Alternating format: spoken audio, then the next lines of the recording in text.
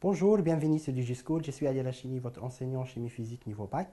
Et aujourd'hui, je vais vous expliquer, plutôt vous présenter un bilan énergétique d'un moteur de voiture ou d'un chauffage électrique. Donc, on va commencer tout d'abord par le moteur d'une voiture, qui est considéré comme un moteur thermique. Vous avez tout d'abord, la première partie, c'est la combustion du carburant. Donc là, vous faites brûler du carburant, vous allez créer une énergie, une certaine énergie qui va être consommée par le moteur sous forme de chaleur. Donc le moteur va recevoir une quantité de chaleur due à la combustion de carburant. Cette quantité de chaleur, il va la perdre sous des formes.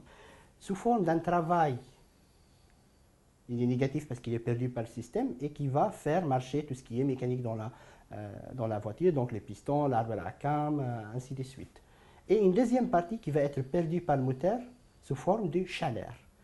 Cette partie va aller dans le circuit de refroidissement dans la voiture pour qu'elle soit refroidie. Et une partie de cette énergie ou de cette chaleur va servir à chauffer l'habitacle de la voiture.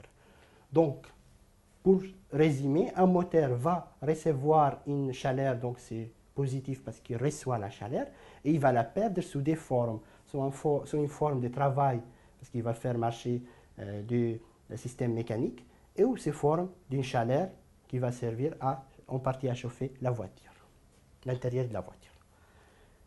Deuxièmement, je vais vous parler du chauffage électrique. Alors là, vous avez le chauffage. Donc le chauffage, il va recevoir cette fois-ci une énergie sous forme d'un travail parce qu'il y a le courant électrique qui va lui fournir un certain travail au chauffage. Puis le chauffage, il va le perdre sous forme de chaleur. Donc l'électricité, enfin le travail réussi va faire chauffer par exemple l'eau qui est dans le radiateur ou si c'est un électrique, donc sous forme des fils. Et ensuite, donc, lui, il va perdre cette énergie récite sous forme d'une chaleur qui va servir à chauffer l'environnement du chauffage électrique. Donc en conclusion de cette vidéo, je vous ai présenté un bilan énergétique pour un moteur de voiture et pour un chauffage électrique. Je vous invite à regarder les autres vidéos sur le bilan énergétique des machines thermiques et je vous dis à bientôt sur DigiSchool.